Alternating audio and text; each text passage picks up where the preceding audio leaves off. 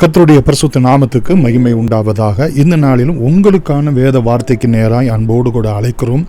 இந்த நாளிலும் தியானத்துக்கென்று 2 கொரிந்தியர் 4ஆம் அதிகாரம் 6வது வசனத்தை வாசிக்க கேட்போம். இருளில் இருந்து வெளிச்சத்தை பிரகாசிக்க சொன்ன தேவன் இயேசு கிறிஸ்துவின் முகத்தில் உள்ள தமது மகிமையின் அறிவாகிய ஒளியை தோன்ற பண்ணும் பொருட்டாக எங்கள் இருதயங்களிலே பிரகாசித்தார். பிரியமானவர்களே, இங்கே நாம் பார்க்கிறதான அந்த வெளிச்சம், அந்த ஒளி என்பது கர்த்தராகிய இயேசு கிறிஸ்துவை பற்றியதான நற்செய்தியின் ஒளி. பிதாவாகிய தேவனுடைய இரட்சிப்பின் திட்டம் உள்ள ஒரு ஒளி. ஆவியானவர் தொடர்ந்து நடப்பிக்கக்கூடிய ஒரு இரட்சிப்பின் ஒளி. அதை இங்கே எப்படியாக நம்முடைய இருதயங்களிலே பிரகாசிப்பிக்க அவர் பண்ணுகிறார், நம்முடைய இருதயத்திலிருந்து மற்றவர்களுக்கு எப்படி பிரகாசிப்பிக்க பண்ணுகிறார் என்பதுதான் இந்த வேத வசனம் நமக்கு அறிவுறுத்துகிறதாய் இருக்கிறது. முதலாவது நாம் பார்ப்போம் என்று சொன்னால், பிரியமான இருளில் இருந்து வெளிச்சத்தை பிரகாசிக்க சொன்ன தேவன் என்று. பிரியமானவர்களே, ஆதியாகம புத்தகம் 1ஆம் அதிகாரம் 3வது வசனத்திலே நாம் பார்க்கிறோம், ஆழத்தின் மேல் இருள் இருந்தது, அந்த இருளிலே தேவன் வெளிச்சம் உண்டாக கடவது என்றார். இந்த பூமியை சுற்றிலும் தண்ணீர் நிறைந்திருந்தது, இருள் இருந்தது. இவற்றிலே வந்து தேவன், பிரியமானவர்களே, அவர் வெளிச்சம் உண்டாக கடவது என்றார். அங்கு இருக்கக்கூடிய இருள் அகன்றது என்று நாம் பார்க்கிறோம். இதைத்தான் யோவான் 1ஆம் அதிகாரம் 5வது வசனத்திலே நாம் பார்க்கிறோம். எந்த மனுஷனையும் பிரகாசிப்பிக்கிற மெய்யான ஒளி என்று சொல்லி ஆண்டவராகிய இயேசு கிறிஸ்துவை குறித்து அங்கே சொல்லப்பட்டிருக்கிறதை நாம் பார்க்கிறோம். கர்த்தர் நல்லவர். பிரியமானவர்களே, அந்த ஒளி இருளிலே பிரகாசிக்கிறது, இருளானது அதை பற்றி கொள்ளவில்லை என்று யோவான் 1:5 நாம் பார்க்கிறோம். இந்த ஒளி வார்த்தையாயிருந்த ஒளி, தேவனிடத்தில் இருந்த ஒளி, தேவனாயிருந்த ஒளி, எந்த மனுஷனையும் பிரகாசிப்பிக்கிற மெய்யான ஒளி. அந்த ஒளிக்குள் ஜீவன் இருந்தது, அந்த ஜீவன் மனுஷருக்கு ஒளியாய் இருந்தது என்றெல்லாம் 1ஆம் அதிகாரம் 1 முதல் 9 வரைக்குள்ள வசனத்திலே நாம் பார்க்கிறோம். கிறிஸ்து இயேசுவாகிய ஒளியை குறித்து அங்கே சொல்லப்பட்டிருக்கிறது. பிரியமானவர்களே, எபிரேயர் 1ஆம் அதிகாரம் 3வது வசனத்திலே இந்த ஒளியானது எப்படிப்பட்டதாக இருக்கிறது என்றால், இவர் இயேசு கிறிஸ்து அவருடைய பிதாவாகிய தேவனுடைய மகிமையின் பிரகாசம், அவருடைய பிதாவாகிய தேவனுடைய தன்மையினுடைய சொரூபம். அவருடைய தன்மை எப்படிப்பட்டதாக இருக்குமோ அதனுடைய சொரூபமாய் இந்த பூமியிலே வெளிப்பட்டவர், அவருடைய பிரகாசமாய் வெளிப்பட்டவர், சர்வத்தையும் தம்முடைய வல்லமையுள்ள வசனத்தினாலே தாங்குகிறவராய், சர்வமும் உலகம் அண்ட சராசரங்களும் தேவனுடைய வார்த்தையினாலே நடத்தப்பட்டு கொண்டிருக்கிறது. தேவனுடைய கிறிஸ்து இயேசுனுடைய வாயிலிருந்து புறப்பட்ட வார்த்தையினுடைய வல்லமை சகலவற்றையும் இயக்கி கொண்டிருக்கிறது.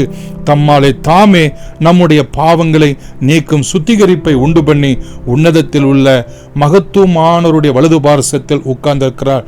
தம்மாலே தாமே ஜீவனை நமக்கு கொடுத்து ரட்சிப்பை ஏற்படுத்தியிருக்கிறார், ரட்சிப்பின் ஒளியை விளங்க பண்ணியிருக்கிறார்.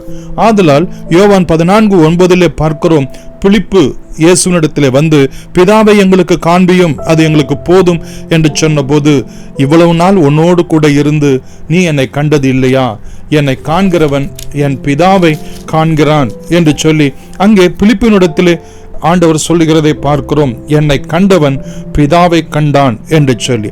எபேசியர் 2ஆம் அதிகாரம் யோவான் 1ஆம் அதிகாரம் 14வது வசனத்திலே பார்க்கிறோம், நமக்கு வேண்டிய கிருபையை, நமக்கு வேண்டிய சத்தியத்தை, உண்மையை கிறிஸ்து இயேசு இந்த பூமியிலே வந்தபோது அவர் வெளிப்பட்டார் என்று சொல்லி, கிருபையாக சத்தியமாக வெளிப்பட்டார், மாம்சத்திலே வெளிப்பட்டார் என்று நாம் பார்க்கிறோம்.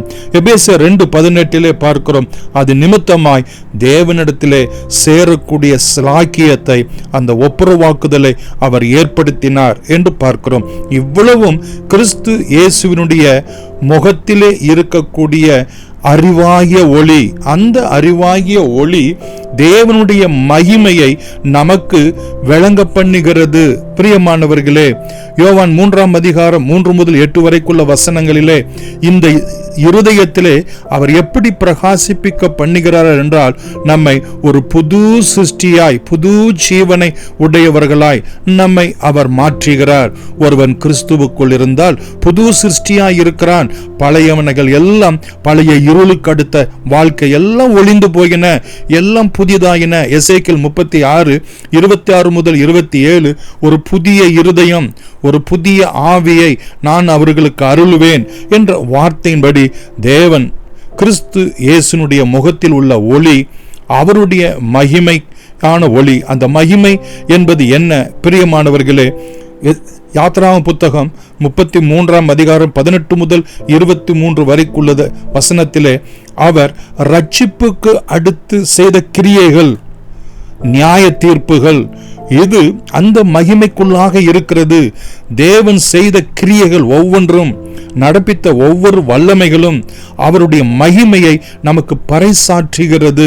பிரியமானவர்களே, அதை பற்றி அறிகிற அறிவை கிறிஸ்து இயேசுனுடைய முகத்தில் இருந்து நம்முடைய இருதயத்திலே தேவன் பிரகாசிக்க செய்கிறார்.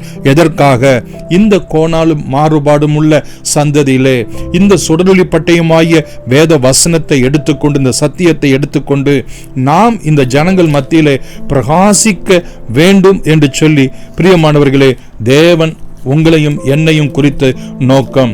எப்படி கிறிஸ்து இயேசு தேவனை பற்றி அறிகிற அறிவு அல்லது அவருடைய மகிமையை அறிகிற அறிவை நம்முடைய இருதயங்களிலே பிரகாசித்தாரோ, அதே போல அநேகருடைய இருதயங்களிலே நாம் பிரகாசிக்கும்படியாய், அவருடைய ரட்சிப்பை, அவருடைய மீட்பை நாம் பிரகாசிக்கும்படியாய் இந்த மட்பாண்டமாகிய நம்முடைய இருதயத்திலே ஒரு புதிய ஒரு சிருஷ்டிப்பை நமக்கு கொடுத்து, புதிய இருதயத்தை, புதிய ஆவியை கொடுத்து பிரகாசிக்க அவர் செய்கிறார் என்பதை, நம்முடைய வாழ்க்கையினுடைய நோக்கம், திட்டத்தை ஆண்டவர் வெளிப்படுத்தியிருக்கிறார்.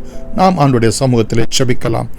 மகா இரக்கமும் கிருபையும் உள்ள எங்கள் அன்பின் பிதாவே, இந்த சத்திய வார்த்தைகளின்படி உம்முடைய அநாதி நோக்கம், உம்முடைய அநாதி சித்தம், உம்முடைய அநாதி திட்டத்தை கிறிஸ்து இயேசுனுடைய பாடு, மரணம், உயிர்த்தெழுதல் மூலமாய் எங்களுக்குள் பிரகாசிப்பிக்க பண்ணின தேவன் எங்கள் மூலமாய் அநேகருடைய வாழ்க்கையில இந்த ரட்சிப்பின் ஒளியை பிரகாசிக்க அனுகிரகம் செய்தருளும்படி இயேசுவின் நாமத்தில் நன்றியோடு வேண்டுகிறோம். ஜீவனுள்ள பிதாவே, ஆமென். God bless you.